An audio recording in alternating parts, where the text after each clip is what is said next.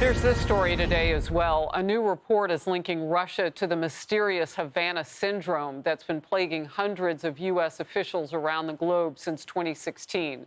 This contradicts what United States intelligence agencies had said last year, that it was, quote, unlikely a foreign adversary was responsible. The Kremlin denies this report, but the investigation cites specific evidence now pointing to a Russian military assassination unit. Chief National Security Correspondent Jennifer Griffin is at the Pentagon. Jennifer, you and I could talk about a host of things. Let's stick on this today, and then you got to come back, because the world is on fire in parts of the Middle East. Go. Thank you, Harris. This is an explosive new report by 60 Minutes, Bellingcat, The Insider, and Der Spiegel that found new evidence and links that suggest these U.S. government officials were attacked by a foreign adversary using a weapon that may at one point have been used as a listening device. This car chase near Key West 4 years ago, they report, reveals Russia could be behind the mysterious traumatic brain injuries known as Havana Syndrome. A search of the car found handwritten notes of bank accounts, a device that can erase the car's computer data, and the driver's Russian passport. It's just some of the evidence 60 Minutes says links use of a directed energy weapon to members of the Russian GRU, or Military Intelligence Unit 29155. It was like a high-pitched metallic drilling noise, and it knocked me forward. I immediately felt pressure, and pain started coursing from inside my right ear, down my jaw, down my neck, and into my chest.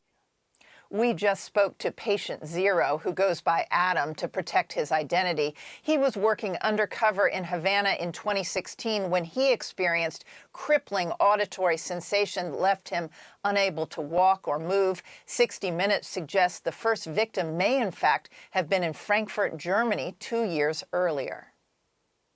They pulled out receipts from the GRU 29155 group, which explicitly outlines that these are weapons systems and a weapons program. One of the big surprises to me, aside from Frankfurt, was the transfer of weapon technology between Russia and Hanoi. New evidence in particular was information identifying specific Russian individuals, some of whom even got captured by local law enforcement in the United States, but also geotechnical information of showing that certain Russians were in the exact vicinity of attacks in particular countries around the world. We reached out to the Office of the Director of National Intelligence and the CIA, and they stand by last year's assessment that ruled out any evidence of foreign involvement in these hundreds of attacks, adding these findings do not call into question the very real experiences and symptoms that our colleagues and their family members have reported. Harris? Jennifer, I'm glad you're on it. Stay on it. I don't know how they can ignore mounds of evidence. Appreciate your great work. Thank you.